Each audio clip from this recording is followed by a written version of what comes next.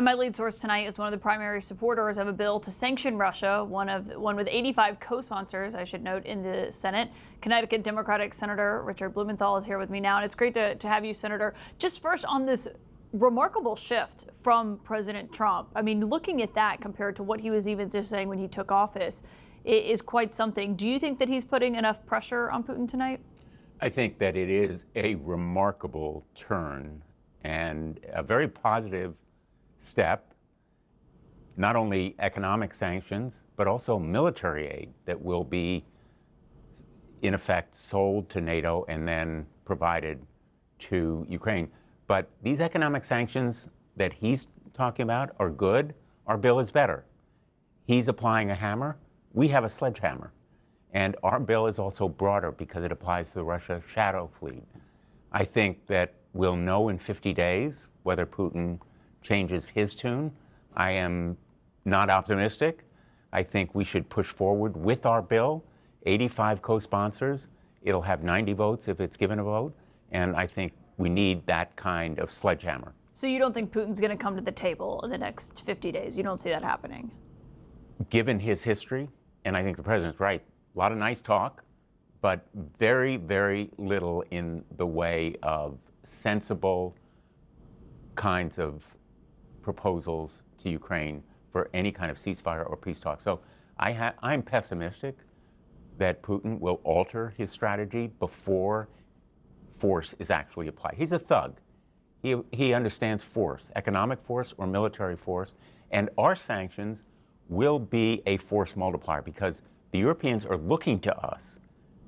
As I saw when we visited Rome recently for the Coalition of the Willing, every one of those presidents, prime ministers, thanked Senator Graham and myself for moving forward with the sanctions bill. So do you think your sanctions bill, which to be clear would go up to it would essentially allow him to go up to basically 500%.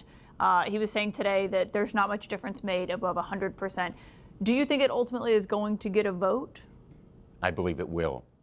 And the reason I think it will is that the president was very receptive to the bill today in tone, maybe not a full-throated endorsement, but also the leadership of the Senate as well as the House is behind it. And there are some details, some I's and T's that need to be dotted and crossed, but we are very, very close now. And I hope, within the next month or two, we will have approval by both houses of Congress. Because Senator, the Majority Leader, John Thune, had said that your bill could see a vote during this working session. Right now, he says we'll wait and see over these next 50 days. Are you worried about what Putin could do in these next 50 days, the damage that he could inflict on Ukrainian cities? I am not only worried, I am heartbroken about the continued killing, murderous reign of terror from the skies. I've visited Ukraine. I've seen the apartment buildings and schools and hospitals that have been devastated. I've talked to the children, some of them who were kidnapped. There are 20,000 of them. And Russia ought to be declared a terrorist state if it doesn't return those children.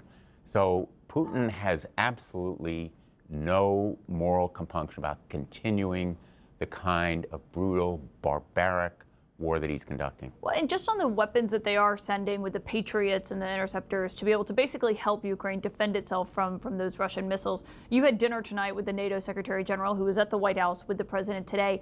Was it clear whether he expects any of these purchases that are going to Ukraine of weapons to include anything they don't have already? They need more of what they have already. Secretary General has been really heroic in his leadership on this issue, talking to President Trump and being an interlocutory with the different NATO countries. And what I saw when I visited with him and the other NATO leaders, the Prime Minister of England and President of France, the Prime Minister of Italy, they have different and diverse points of view. But one of the reasons to push forward with our bill is to have the unity that they have, show the unity with the president, and make sure that sanctions are bulletproof against any kind of legal challenge. I want to ask you about something else that the president mentioned in the Oval Office today. This comes after an interview that the former president, President Biden, did today, where he told the New York Times that he made the decisions about who to grant clemency to as he was on his way out of the office, but that the Autopen was used to actually sign those pardons. Trump commented that today and said this. Sending letters back. That's what an Autopen's supposed to be. To write to a young 7-year-old boy that writes to the president and he wants to be president someday and he loves America. That's what the Autopen's supposed to be. It's not supposed to be for signing major legislation and all other things. No, the Autopen, and I doubt he knew. Now, using the Autopen is totally legal, I should note. There's a memo from the DOJ that says as much. But for an authority as great as that one of granting someone a pardon or clemency, do you think it's appropriate to use Autopen, or should the president sign those himself, especially when it's smaller numbers of pardons? I think in a decision of that moment, of that importance, a personal signature is probably a better practice. There were a number of clemencies. I don't know what the president was thinking when he used or authorized the use of Autopen, but one way or the other, I think this issue is a complete distraction from the really important issues, whether it's Ukraine and defending their freedom, in our national security, inflation and rising prices that continue, other kinds of issues relating to the dismantlement of government that we're watching in real time and the threat to our democracy. So I think it is a distraction.